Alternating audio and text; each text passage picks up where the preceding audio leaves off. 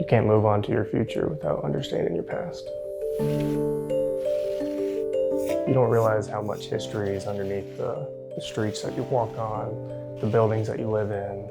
Just to be able to connect that history to our future is a big goal for anybody who wants to know who was before them.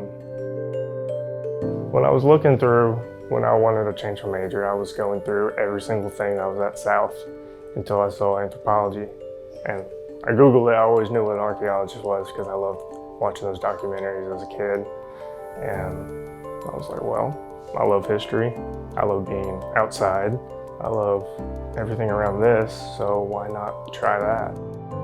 Anthropology is the study of past civilizations through material remains, artifacts, all that kind of stuff. And you can actually dig it up, touch it, and figure out where it was and what it was used for, or who used it. The state of Alabama has hired the University of South Alabama to have their researchers, their archaeologists, everyone from the Department of Anthropology to help dig up this history before the I-10 bridge is created. We need to be able to dig up this history so that we can give it to those after us.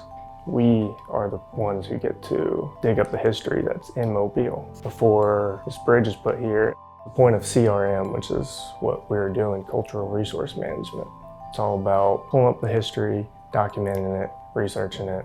It is a law that we have that anyone who starts to do a building or a bridge or anything, if there's any evidence of archaeological remains, that it has to be excavated. The state of Alabama has gotten South Alabama to help dig up this history for the I-10 bridge. You don't realize how big of an impact that we have as archaeologists because we're able to give them their story. Just being able to dig up the history, but educate them on their past, because you can't move on to the future if you don't know your past. You just never know how much history is where you are until you look around.